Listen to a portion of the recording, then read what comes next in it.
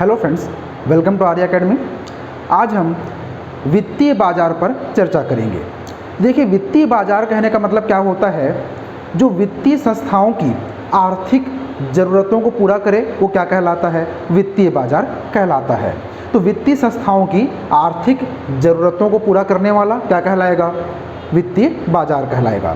तो वित्तीय संस्थाएं कहने का मतलब क्या है, बैंक इत्यादि सभी क्या है आपके वित्तीय संस्थाएं हैं। तो इन वित्तीय संस्थाओं की क्या कर रही है, वो आर्थिक जरूरत मतलब उनको पैसे वगैरह के जो लेन देन का है उनसे क्या कर रहा है, अगर वो उनको हेल्प कर रहा है तो क्या कहलाता है, वो वित्तीय बाजार कहलाता है। वित्तीय बाजार जो होता है वो दो प्रकार का होता है। वित्तीय बाजार जो होता है वो दो प्रकार के होते हैं, इनको दो भागों में बांटते हैं। पहला होता है अल्पकालिक बाजार, अल्पकालिक बाजार, और दूसरा होता है दीर्घकालिक बाजार, दीर्घकालिक बाजार। अल्पकालिक बाजार और दीर्घकालिक बाजार। अल्पकालिक बाजार कहने का मतलब क्या, ये नाम से स्पष्ट है, जो एक साल की कम अवधि के लिए क्या करे, लोन दे, वो क्या करेगा, अगर एक साल की कम अवधि के लिए क्या करे, यहाँ पर व्यापार करे तो क्या करेगा, वो अल्पकालिक बाजार। और एक साल से अधिक अवधि के लिए अगर क्या करता है, ये आपको वित्तीय सहायता देता है तो क्या कहलाएगा, वो दीर्घकालिक बाजार कहलाएगा। देखिए, अल्पकालिक बाजार कहने का मतलब क्या है, इसके अंतर्गत जो आता है उसे हम कहते हैं मुद्रा बाजार, मुद्रा बाजार। अल्पकालिक बाजार के अंतर्गत क्या आता है, मुद्रा बाजार। तो वहीं दीर्घकालिक बाजार के अंतर्गत जो आता है उसे हम कहते हैं पूंजी बाजार, पूंजी बाजार। दीर्घकालिक बाजार के अंतर्गत जो आता है उसे हम क्या कहते हैं, पूंजी बाजार। तो मुद्रा बाजार अल्पकालिक बाजार के अंतर्गत और पूंजी बाजार दीर्घकालिक बाजार के अंतर्गत। मुद्रा बाजार के अंदर जो संस्थाएं होती हैं उन पर चर्चा कर लेते हैं। इसके अंतर्गत दो प्रकार की संस्थाएं होती हैं, एक तो होती है असंगठित संस्था, असंगठित संस्था, और दूसरी होती है संगठित संस्थाएं, संगठित संस्थाएं। असंगठित संस्था के अंतर्गत वित्तीय जरूरतों को पूरा करने वाला बाजार है, ये भी वही है। तो असंगठित संस्था के अंतर्गत कौन आते हैं, सेठ, साहूकार, महाजन, साहूकार, महाजन, जो क्या करते हैं, आपको ब्याज पर क्या देते हैं, पैसे देते हैं। वो क्या है, आपका असंगठित संस्था है। तो वहीं अगर हम संगठित संस्था की अगर हम बात करें मुद्रा बाजार की, तो वो आते हैं क्या, आपके bank, call money market, call money market, bank, call money market, repo market, repo बाजार। तो bank, call money market, repo market, ये सब किसमें आते हैं आपके, ये मुद्रा बाजार के अंतर्गत आते हैं, जो मुद्रा बाजार की संगठित संस्था है। मुद्रा बाजार पर नियंत्रण कौन करता है, तो मुद्रा बाजार पर कंट्रोल या फिर नियंत्रण रिजर्व बैंक ऑफ इंडिया करती है। मुद्रा बाजार पर नियंत्रण कौन करती है, RBI, reserve bank of India. इसे नियामक बैंक या फिर क्या, बैंकों का बैंक भी कहा जाता है। तो मुद्रा बाजार के बारे में ये सामान्य जानकारी थी। अब हम चलते हैं कहाँ, पूंजी बाजार की ओर। अब हम चलते हैं कहाँ, पूंजी बाजार की ओर। पूंजी बाजार की मुख्य संस्थाएं देखिए। पूंजी बाजार के अगर हम मुख्य संस्था की बात करें तो वो है प्रतिभूति बाजार, सिक्योरिटी मार्केट, प्रतिभूति बाजार, DFI, developmental financial institutions, DFI, विकास वित्त संस्थाएं। डीएफआई मतलब होता है विकास वित्त संस्थाएं। जैसे इसका एग्जांपल क्या है आपका, डीएफआई का एग्जांपल बहुत से हैं इसके एग्जांपल, लेकिन एक बता रहा हूं आपको मैं, नाबार्ड, नाबार्ड सबके बारे में विस्तार से पढ़ेंगे बाद में। और क्या होता है आपका, इसके अलावा होता है NBFC, NBFC non banking financial corporation, गैर बैंकिंग वित्त संस्थाएं, मतलब जो क्या करते हैं, लोगों को क्या करते हैं, संस्थाएं लोन देती हैं, मतलब ये गैर संगठित संस्थाएं हैं, नॉन बैंकिंग। ये गैर संगठित संस्थाएं हैं, मतलब ये बैंकों का काम नहीं करती है, मतलब ये जमा स्वीकार नहीं करते हैं, केवल क्या करते हैं, लोगों को ये पैसे या फिर क्या लोन देते हैं ये। जैसे आपका इसका एग्जांपल क्या होगा, मुथूट फाइनेंस। मुथूट फाइनेंस कैसा है आपका, ये एनबीएफसी के अंतर्गत ही आता है। ये जमा स्वीकार नहीं करते हैं लेकिन क्या करते हैं, लोगों को लोन देते हैं। तो एनबीएफसी भी किस में आता है, आपका पूंजी बाजार में आता है। इसके अलावा और क्या होता है, VCC, venture capital financial institutions. जो वेंचर कैपिटल कंपनीज होती हैं वो भी किस में आते हैं, इसमें आते हैं। ये जोखिम के लिए क्या करते हैं, लोन देते हैं। ये जोखिम के लिए लोन देते हैं। क्लियर है, ये जोखिम के लिए क्या करते हैं, लोन देते हैं। जो बिगिनर्स होते हैं उन पर क्या करते हैं, ये पैसा लगाते हैं। ये भी किस में आता है, आपका पूंजी बाजार में आता है। और बदले में ये पैसा लगाते हैं बिगिनर्स पर, जो स्टार्ट करते हैं कंपनी वगैरह उन पर, और बाद में उनके कंपनी के शेयर्स क्या करते हैं, ये ले लेते हैं। तो ये सब किस में आते हैं, ये दीर्घकालिक बाजार के अंतर्गत। और उसमें आता है क्या, आपका पूंजी बाजार। और पूंजी बाजार की संस्थाएं क्या क्या हैं, ये प्रतिभूति बाजार, डीएफआई, इसके अलावा एनबीएफसी और क्या आपका वीसीसी। पूंजी बाजार पर जो नियंत्रण स्थापित करता है वो कौन है आपका, वो है आपका सेबी। इस पर भी विस्तार पूर्वक पढ़ेंगे हम लोग, वो है सेबी। पूंजी बाजार पर जो नियंत्रण स्थापित करता है वो कौन है, सेबी। क्लियर है, चलिए। तो ये क्या था आपका, ये वित्तीय बाजार को हमने दो भागों में बांटा था, अल्पकालिक बाजार और दीर्घकालिक बाजार। अल्पकालिक बाजार में आता है मुद्रा बाजार, तो वहीं दीर्घकालिक बाजार में क्या आता है, पूंजी बाजार। मुद्रा बाजार अक्सर एग्जाम में पूछता है कि बैंक किस बाजार का हिस्सा है या फिर किस बाजार के अंदर आते हैं। तो बैंक जो आते हैं किसके अंदर आते हैं, वो मुद्रा बाजार के अंतर्गत आते हैं। वहीं जो एनबीएफसी हैं या फिर जो डीएफआईस हैं जैसे नाबार्ड वगैरह है, ये सब जो किसके अंतर्गत आते हैं, तो ये आते हैं किसके अंतर्गत, ये आते हैं पूंजी बाजार के अंतर्गत। मुद्रा बाजार का नियंत्रण कौन करता है, reserve bank of India RBI करती है। तो वहीं पूंजी बाजार का नियंत्रण कौन करता है, वो सेबी करता है, सेबी। क्लियर है, देखिए मुद्रा का अर्थ क्या होता है। मुद्रा जो है क्या है, देखिए इसको थोड़ा समझ लेते हैं हम लोग। मुद्रा और पूंजी का अर्थ क्या होता है। तो मुद्रा क्या है, मुद्रा जो है एक आर्थिक यंत्र है। मुद्रा ये क्या है, एक आर्थिक यंत्र है।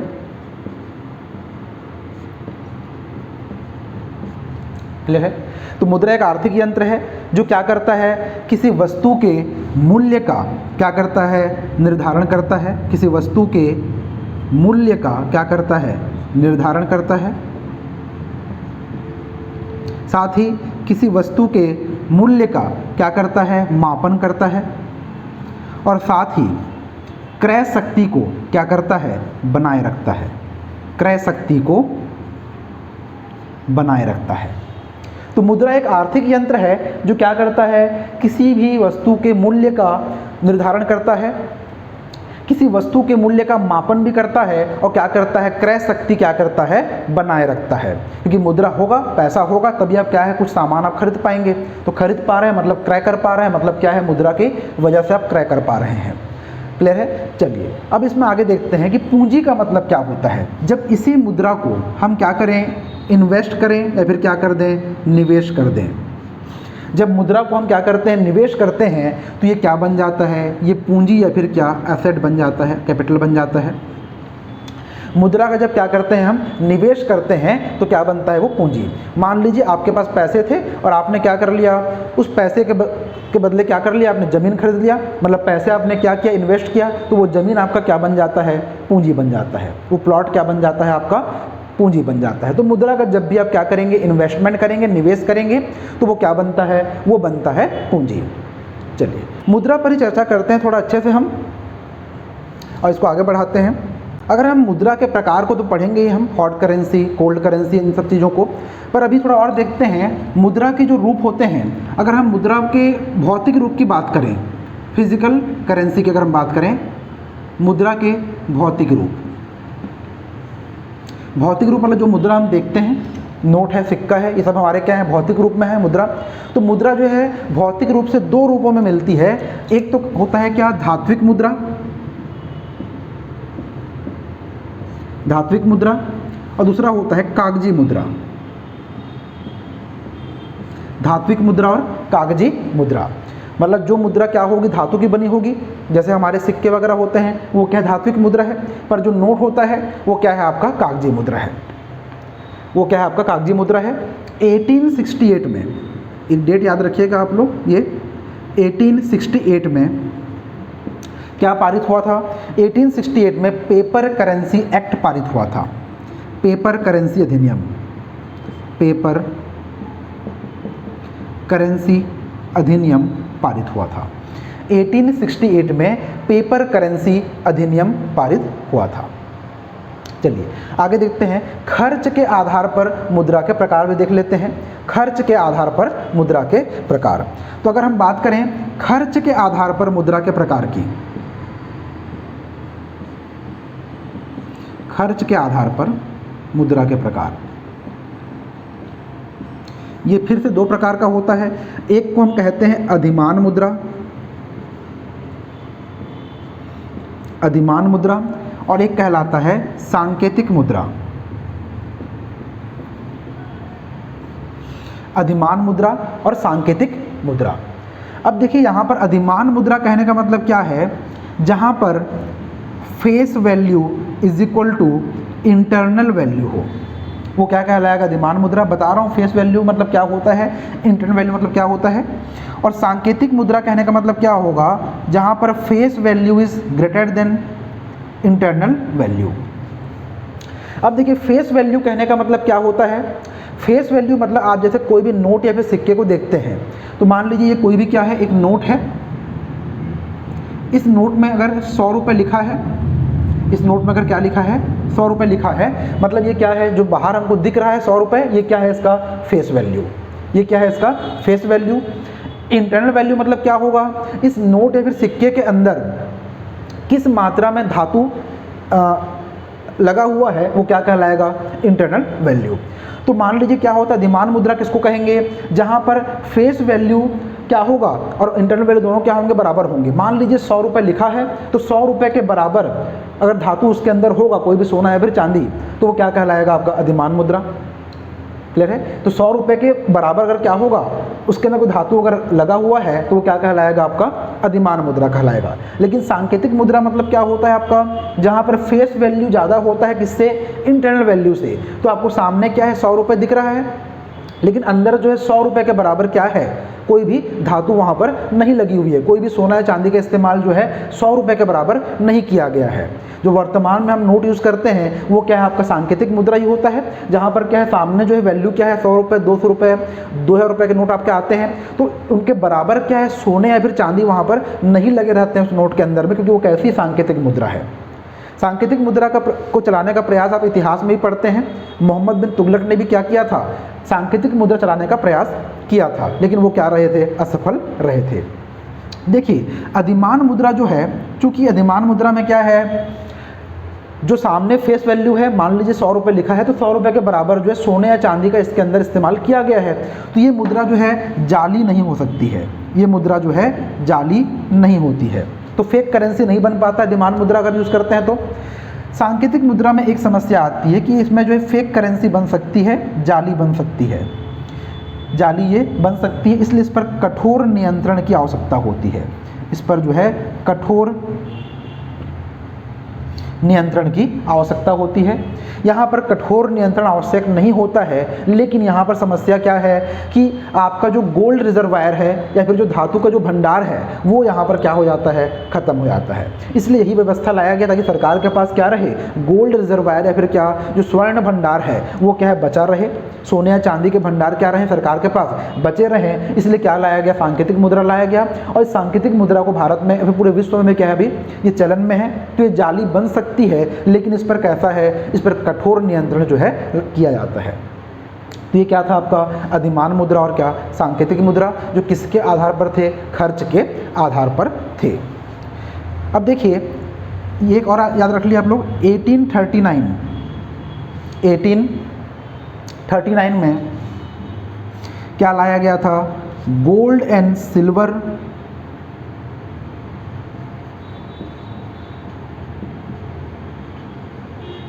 Gold and silver currency act लाया गया था,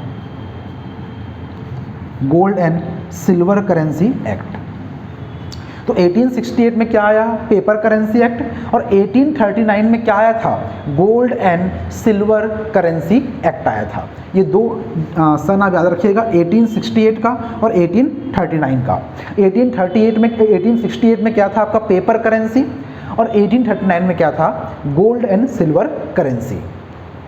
चलिए, तो ये क्या था आपका? ये खर्च के आधार पर, और मुद्रा का हमने भौतिक रूप भी क्या किया, देखा कि धात्विक मुद्रा होती है, कागजी मुद्रा होती है, और वैसे ही क्या होता है खर्च के आधार पर अधिमान मुद्रा, और क्या होती है? सांकेतिक मुद्रा होती है। अधिमान मुद्रा मतलब क्या होता है? जहाँ पर फेस वैल्यू और इंटरनल वैल्यू दोनों क्या होते हैं? इक्वल होते हैं, आसान है ये। और जहाँ पर फेस वैल्यू मतलब लिखा क्या रहता है? ज़्यादा लिखा रहता है, लेकिन अंदर जो सामान रहता है, जो धातु का यूज़ किया जाता है, वो क्या रहता है? वो लिखे हुए अंक के बराबर जो है वो नहीं रहता है। मान लीजिए 100 रुपये का नोट है, तो क्या करते हैं हम लोग? 100 रुपये के बराबर उसमें जो है सोने या चांदी का इस्तेमाल हम नहीं करते हैं। वो क्या कहलाता है? आपका सांकेतिक मुद्रा कहलाता है। चलिए, अब हम देख लेते हैं कि इस मुद्रा को जारी करने का अधिकार जो है किसके पास होता है। मुद्रा को जारी करने का अधिकार किसके पास होता है?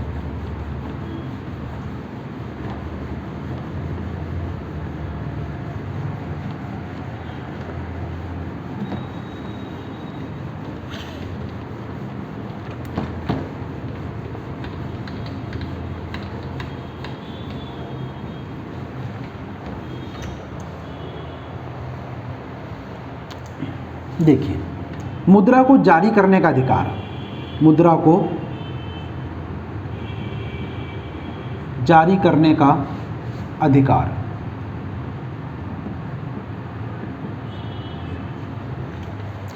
1921 में ये अधिकार किसको दिया गया था? 1921 में ये अधिकार शाही बैंकों को दिया गया था। जब हम बैंकिंग पढ़ेंगे तो उस पर चर्चा करेंगे। शाही बैंकों को, इंपीरियल बैंक्स को, शाही बैंकों को दिया गया था। उसके बाद 1935 में क्या हुआ? आरबीआई आया। तो 1935 में ये अधिकार किसको दिया गया? रिजर्व बैंक ऑफ इंडिया को दिया गया। पर ध्यान दीजिएगा, इस समय रिजर्व बैंक ऑफ इंडिया क्या था? ये एक प्राइवेट था।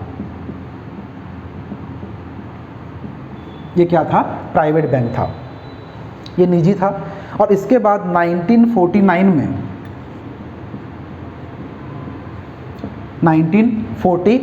में जब भारतीय बैंकिंग अधिनियम आया, तो उसके तहत आरबीआई का क्या कर दिया गया? राष्ट्रीयकरण कर दिया गया।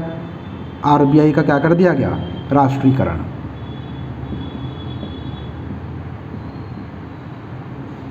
और तब से भारत में मुद्रा जारी कौन करती है? आरबीआई करती है, रिजर्व बैंक ऑफ इंडिया। तो 1921 में शाही बैंकों के द्वारा क्या हो रहा था? मुद्रा जारी हो रही थी। फिर 1935 में रिजर्व बैंक ऑफ इंडिया के द्वारा हुआ, लेकिन उस समय रिजर्व बैंक ऑफ इंडिया क्या था? वो एक प्राइवेट बैंक था। लेकिन 1949 में जब भारतीय बैंकिंग अधिनियम आया, तो उसके तहत क्या कर दिया गया? रिजर्व बैंक ऑफ इंडिया का राष्ट्रीयकरण कर दिया गया, नेशनलाइज कर दिया गया इसको। और उसके बाद से आज तक भारत में मुद्रा कौन जारी करती है? रिजर्व बैंक ऑफ इंडिया करती है।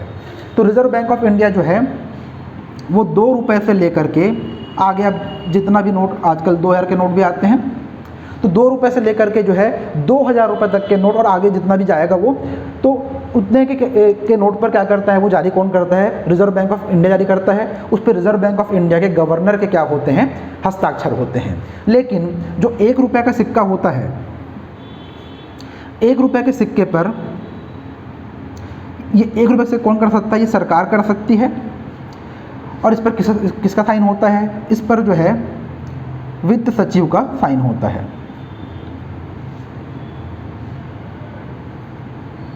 इस पर जो है किसका साइन होता है? सचिव का साइन होता है।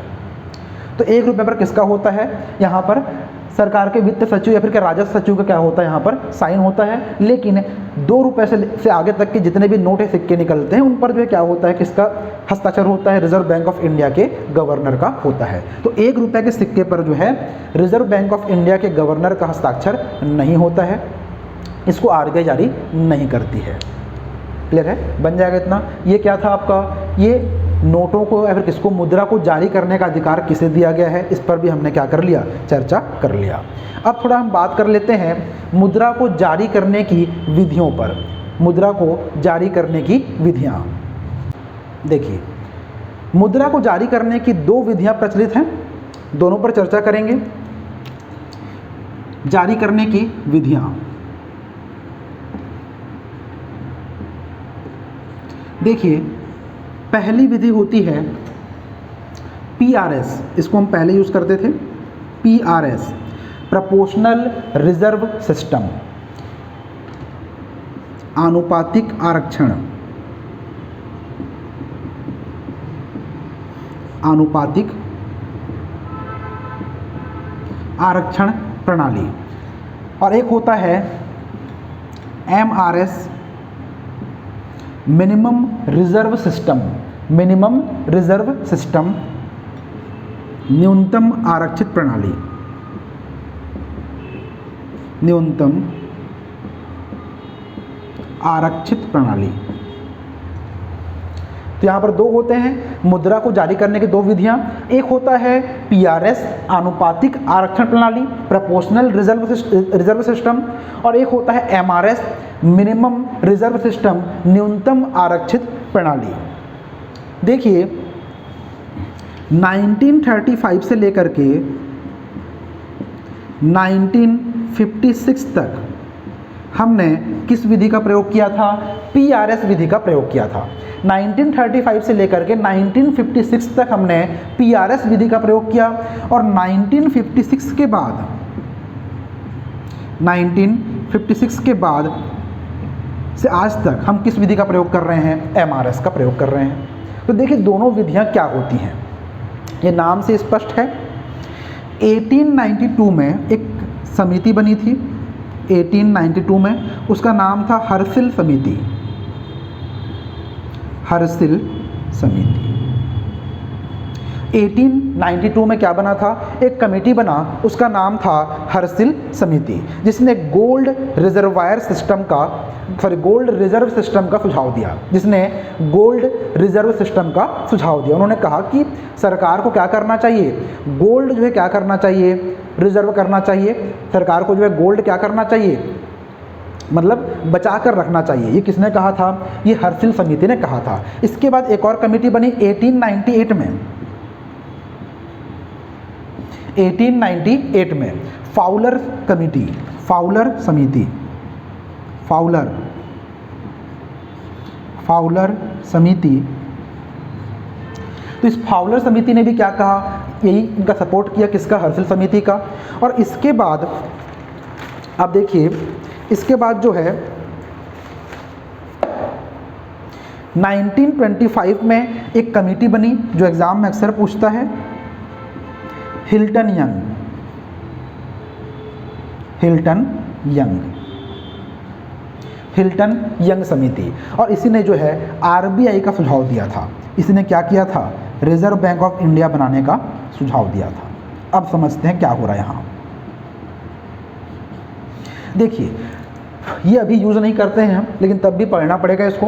तो आनुपातिक आरक्षण प्रणाली क्या था कि यहाँ पर जो ये चला है आपको 1935 से 1956 तक, इसके लिए कमिटीज़ बनी थी बहुत सारी। तो 1892 में क्या बना? हर्सिल समिति बना, जिसने कहा कि सरकार को जो है गोल्ड क्या करना चाहिए? बचा कर रखना चाहिए, रिजर्व करके रखना चाहिए। इसी का समर्थन किसने किया? फाउलर समिति ने 1898 में समर्थन किया। और 1925 में क्या बना? हिल्टन यंग समिति बनी, और उन्होंने कहा कि बैंक जो है एक निश्चित अनुपात में नोट जारी करने के लिए क्या करें? प्रतिभूति या फिर क्या रखें? सोना रखें। देखिए सरकार अगर मान लीजिए कि, तो यहाँ पर नोट जारी कौन कर रहा है? रिजर्व बैंक ऑफ इंडिया, हमने अभी पढ़ा था। तो नोट जारी कर रहा है कौन? RBI। तो RBI अगर नोट जारी करेगा तो सरकार जो है कुछ मात्रा में क्या करेगा? सोना किसके पास रखेगा? रिजर्व बैंक ऑफ इंडिया के पास क्या करेगा? जमा कराएगा। तो एक निश्चित अनुपात में सोना क्या करना पड़ेगा? रिजर्व बैंक ऑफ इंडिया के पास क्या करना पड़ेगा? सरकार को जमा कराना पड़ेगा। अगर सरकार क्या करती है? नए नोट का निर्गमन चाहती है, नए नोट अगर निकालना चाहती है, किससे? रिजर्व बैंक ऑफ इंडिया से। तो ये अनुपात जो निश्चित नहीं था, लेकिन एक निश्चित अनुपात में मतलब वहाँ बताते थे, वो वेरी करता था, ठीक है। तो यहाँ पर जो क्या कहा गया? इसको आनुपातिक आरक्षण प्रणाली कहा गया। ये कब तक चला भारत में? 1935 से 1956 तक। ये अब भारत में नहीं चलता है। भारत में अब चलता है कौन सा? आपका MRS सिस्टम से क्या होता है? मिनिमम रिजर्व सिस्टम से क्या के द्वारा क्या निकलता है, आपका नोट जो है निर्गमन होता है। तो समझते हैं ये क्या होता है आपका। देखिए ये भी आसान था। नए नोट का अगर सरकार क्या चाहती है, निर्गमन चाहती है, तो कौन निकालेगा, रिजर्व बैंक ऑफ इंडिया निकालेगा।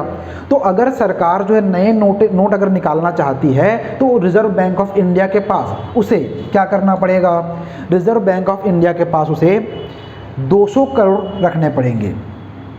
नए नोट अगर निकालना चाहती है तो रिजर्व बैंक ऑफ इंडिया के पास उसे क्या करने पड़ेंगे, 200 करोड़ रुपए क्या करने पड़ेंगे, रखने पड़ेंगे।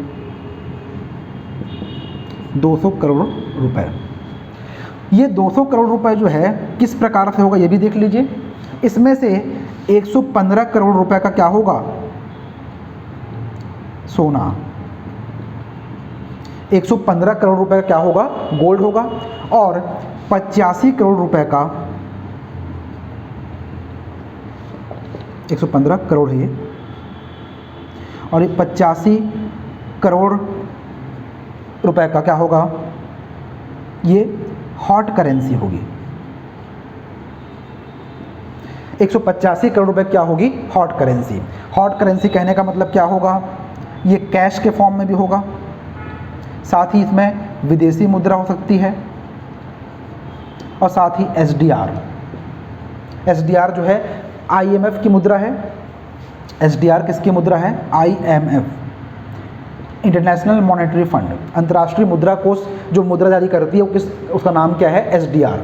तो कहने का मतलब क्या है कि न्यूनतम आरक्षण प्रणाली के अंतर्गत अगर सरकार जो है क्या करती है, नए नोटों का निर्गमन चाहती है तो उसे आरबीआई के पास 200 करोड़ रुपए क्या करने पड़ेंगे, जमा कराने पड़ेंगे। और ये 200 करोड़ रुपए किस फॉर्म में होंगे, 115 करोड़ रुपए का सोना होगा और 85 करोड़ रुपए क्या होगा, हॉट करेंसी या फिर कैश होगा। हॉट करेंसी मतलब विदेशी मुद्रा हो सकती है, कैश हो सकता है, या फिर एसडीआर हो सकता है। तो इस फॉर्म में क्या करना पड़ेगा, उसको जमा कराना पड़ेगा जब भी वो नए नोटों का निर्गमन चाहती है।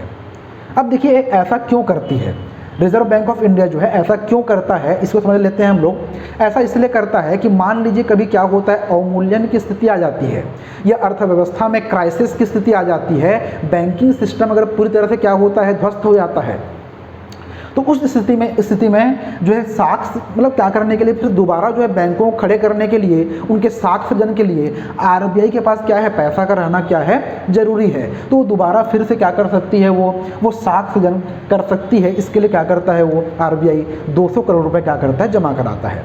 पर ये वर्तमान समय में आप देख सकते हैं कि ये 200 करोड़ रुपए जो है अब ये थोड़ा इलॉजिकल लगता है, क्योंकि अब जो है 200 करोड़ रुपए उस ज़माने में 1956 से लेके 1990 के आसपास तक क्या 200 करोड़ रुपए हो सकता है, बहुत बड़ा अमाउंट होता था। पर अब जो ये 200 करोड़ रुपए कोई बहुत बड़ा अमाउंट नहीं रहा गया है, क्योंकि आजकल बजट में ही कई हज़ारों करोड़ के क्या होते हैं, बजट निकलते हैं यहाँ पर। लेकिन तब भी क्या है, ये चल रहा है, तो ये व्यवस्था क्या है, हम चला ही रहे हैं। पर ये व्यवस्था अब क्या हो चुकी है, मतलब ये चलती है व्यवस्था, लेकिन ये कैसा है, थोड़ा देखने में क्या लगता है, ये उतना लॉजिकल नहीं लगता है, क्योंकि 200 करोड़ रुपये कोई बड़ा अमाउंट अब नहीं होता है। मान लीजिए अर्थव्यवस्था में क्राइसिस की स्थिति अगर आती है, मान लीजिए गिरती भी अर्थव्यवस्था, तो 200 करोड़ रुपये से आप क्या है, कुछ भी नहीं कर सकते हैं। आप समझ सकते हैं बहुत सारे राज्य सरकारों के पास डिपार्टमेंट होते हैं, उन डिपार्टमेंट के खर्चे जो महीने के खर्चे क्या होते हैं, 200 करोड़ रुपए होते हैं। तो ये उस समय से चला आ रहा है, तो इसको हम क्या कर रहे हैं, अभी भी फॉलो कर रहे हैं। तो भारत में जो है मुद्रा का जो निर्गमन होता है, जो मुद्रा जारी की जाती है, तो किस विधि से जारी की जाती है, तो वो न्यूनतम आरक्षित प्रणाली से जारी की जाती है। पहले हम किससे करते थे, प्रोपोर्शनल रिजर्व सिस्टम से, आनुपातिक आरक्षण प्रणाली से करते थे। लेकिन अब किससे करते हैं, हम एमआरएस से करते हैं, जहां पर 200 करोड़ रुपए सरकार को आरबीआई के पास क्या करना होता है, जमा कराना होता है, जिसमें 115 करोड़ रुपए क्या होते हैं, सोने के फॉर्म में होता है वो, और 85 करोड़ रुपए क्या होता है यहाँ पर, ये हॉट करेंसी हो सकती है, कैश के फॉर्म में हो सकता है, ये विदेशी मुद्रा हो सकती है, या फिर क्या हो सकता है, ये आईएमएफ की मुद्रा एसडीआर के फॉर्म में भी हो सकता है। चलिए, तो ये क्या था आपका मुद्रा जारी करने की विधि। अगला देखते हैं, यहीं पर हम आगे एक देख ही लेते हैं मुद्रा के प्रकार। तो मुद्रा के प्रकार की बात करें तो दो प्रकार की मुद्रा हम यहाँ पर पढ़ सकते हैं। एक होती है क्या आपकी हॉट करेंसी, हॉट मुद्रा या फिर गर्म मुद्रा, और एक होती ठंडी मुद्रा, कोल्ड करेंसी, ठंडी मुद्रा। गर्म मुद्रा किसको कहेंगे हम, जिसका डिमांड क्या होगा, ज़्यादा होगा, और जिसका डिमांड क्या होगा, कम होगा, वो क्या कहलाएगा, कोल्ड करेंसी। तो जिसका डिमांड क्या है, ज़्यादा होगा, वो क्या कहलाएगा, जिसका मांग ज़्यादा होगा जिस मुद्रा का, वो मुद्रा कहलाती है क्या, हॉट करेंसी। और जिस मुद्रा का डिमांड क्या होता है, जिसका मांग क्या होता है, कम होता है, वो क्या कहलाता है, कोल्ड करेंसी। तो इसका निर्धारण कौन करता है, इसका निर्धारण विश्व बाजार में किस मुद्रा की कितने हिस्सेदारी है, विश्व बाजार में किस मुद्रा की कितनी क्या है, हिस्सेदारी है, इसके आधार पर मुद्रा क्या कहलाता है, हॉट करेंसी और कोल्ड करेंसी। तो विश्व बाजार में जिसकी मुद्रा का फैलाव ज़्यादा होगा, जिसकी मुद्रा मैक्सिमम जगह मान्य होगी, वो क्या है, हॉट करेंसी कहलाएगा। जैसे कि हम देख सकते हैं डॉलर, पाउंड, स्टर्लिंग, ये सब क्या है, हॉट करेंसी में आते हैं। कोल्ड करेंसी जिनका डिमांड क्या होगा, कम होगा, और जिनका विश्व बाजार में हिस्सेदारी भी जिनकी क्या होगी, कम होगी। तो विश्व बाजार में जिन देशों के बाजार या फिर क्या जिनका मार्केट बहुत बड़ा है, उनकी करेंसी कैसी है, हॉट करेंसी है। और विश्व बाजार में जिनका व्यापार क्या है, बहुत कम है, या फिर जिनका बाजार क्या है, विश्व बाजार में ज़्यादा फैला नहीं है, तो वो उनकी मुद्रा क्या कहलाती है, कोल्ड करेंसी कहलाती है। तो कहने का मतलब जिनका डिमांड, जिस मुद्रा का डिमांड ज़्यादा है, वो क्या कहलाएगा, वो हॉट करेंसी या गर्म मुद्रा, और जिस मुद्रा का डिमांड क्या है, कम है, वो क्या कहलाएगा, ठंडी मुद्रा या फिर क्या, कोल्ड करेंसी कहलाएगी। चलिए अब आगे देखते हैं, इसी के आधार पर एक टॉपिक देखते हैं, विनिमय दर, एक्सचेंज रेट, विनिमय दर टॉपिक है हमारा, विनिमय दर। देखिए एक्सचेंज रेट, तो विनिमय दर किसे कहेंगे, एक देश की मुद्रा दूसरे देश के सापेक्ष जिस दर पर बदली जाती है, क्या कहलाता है, विनिमय दर कहलाता है। एक देश की मुद्रा दूसरे देश के सापेक्ष जिस दर पर बदली जाती है, जिस रेट पर बदली जाती है, वो क्या कहलाता है, विनिमय दर कहलाता है। जैसे आप देखते हैं कि $1 इज इक्वल टू कितना होता है, लगभग जो है, लगभग बता रहा हूँ मैं, लगभग 70 रुपीज़। तो कोई अगर $1 लेकर भारत में आएगा तो उसको कितना रुपये मिलेगा, 70 रुपये मिलेगा। तो हम क्या कर रहे हैं, हम कैसे बता रहे हैं कि $1 का वैल्यू जो है कितना रुपये, 70 रुपये है। तो अगर इंडियन करेंसी में डॉलर को बदलेंगे तो कितना होगा, 70 रुपये होगा। यही क्या कहलाता है, विनिमय दर। तो हम क्या कर रहे हैं, डॉलर को रुपए में बदल रहे हैं, तो क्या हो रहा है, $1 जो है किसके बराबर निकल रहा है, 70 रुपये के बराबर निकल रहा है। यही क्या कहलाता है आपका विनिमय दर। तो एक देश की मुद्रा दूसरे देश के सापेक्ष किस दर पर बदली जा रही है, यही क्या कहलाता है आपका विनिमय दर कहलाता है। देखिए ये जो विनिमय दर होता है, ये 2 प्रकार का होता है। इस विनिमय दर को तय करने के आधार पर 2 प्रकार के होते हैं। एक होता है क्या, आपका प्रवाही विनिमय दर, एक कहलाता है क्या, प्रवाही विनिमय दर, फ्लोटिंग रेट ऑफ एक्सचेंज, प्रवाही विनिमय दर, और एक कहलाता है कंट्रोल्ड रेट ऑफ एक्सचेंज, नियंत्रित विनिमय दर, नियंत्रित विनिमय दर। प्रवाही विनिमय दर कहने का मतलब क्या है, जहां पर इस मुद्रा का लेन देन कौन तय करे, बाजार तय करे, ठीक। तो मतलब उस देश की मुद्रा जो है अन्य देश की मुद्रा सापेक्ष जो है किस दर पर बदली जाएगी, तो वो दर अगर कौन तय करता है, वो दर या फिर वो रेट जो है वो कौन तय करे, अगर बाजार तय करता है तो क्या कहलाएगा, वो प्रवाही विनिमय दर। और अगर मान लीजिए यहाँ पर कौन तय करे, अगर सरकार तय करे, अगर कौन तय करे, दर को जो है सरकार तय करे, कि जैसे भारत में होता है, भारत में क्या है, भारत में रिजर्व बैंक ऑफ इंडिया ने तय किया है, सरकार ने तय किया है, ये कह सकते हैं कि किसी भी देश की मुद्रा जो है भारत में अगर आएगी तो किस दर पे हम उसको बदलेंगे। तो मान लीजिए अगर क्या करती है, ये विनिमय दर अगर सरकार तय करती है तो क्या कहलाता है, नियंत्रित विनिमय दर। अगर ये दर जो है कौन तय करे, बाजार तय करे, तो वो क्या कहलाता है, वो कहलाता है प्रवाही विनिमय दर। मतलब जहाँ पर सरकार का हस्तक्षेप न हो विनिमय दर को तय करने में, तो वो क्या कहलाएगा, वो सीधा क्या है, वो प्रवाही विनिमय दर। मतलब अगर आप मान लीजिए क्या करते हैं, आप किसी दूसरे देश में जाते हैं जहाँ पर प्रवाही विनिमय दर चल रहा है, तो आपको क्या है, उस देश में जो है आप अपनी मुद्रा लेकर जाइए और सीधे क्या कीजिए, आप वहाँ पर व्यापार कीजिए, तो वो क्या है आपका प्रवाही विनिमय दर। मतलब वहाँ पर बाजार स्वयं क्या कर लेगा, वो चेंज कर लिया किसको, मुद्रा को। लेकिन जब यहाँ पर आते हैं तो हमारे भारत देश में डॉलर नहीं चलता है, बल्कि क्या चलता है, इंडियन रुपी चलता है। तो अगर कोई डॉलर लेकर आता है तो क्या करना पड़ेगा उसको, पहले आरबीआई से क्या करना पड़ेगा, उस डॉलर को एक्सचेंज कराना पड़ेगा किसमें, इंडियन रुपी में। तो ये क्या है आपका नियंत्रित विनिमय दर। तो आप यहाँ समझ सकते हैं कि विनिमय दर का मतलब क्या होता है। तो एक देश की मुद्रा दूसरे देश के सापेक्ष जिस दर पर बदली जाती है वो क्या कहलाता है, विनिमय दर। तो विनिमय दर जो है कैसे हैं, तय करने के आधार पर, जो दो प्रकार के हैं। अगर बाजार तय करे तो प्रवाही विनिमय दर, फ्लोटिंग रेट ऑफ एक्सचेंज। अगर जो है मान लीजिए कौन तय करता है, सरकार तय करती है, तो वो क्या कहलाता है, नियंत्रित विनिमय दर। तो भारत में कौन तय करता है, रिजर्व बैंक ऑफ इंडिया तय करती है, मतलब कि सरकार स्वयं तय करता है, इसलिए भारत में क्या है, नियंत्रित विनिमय दर है।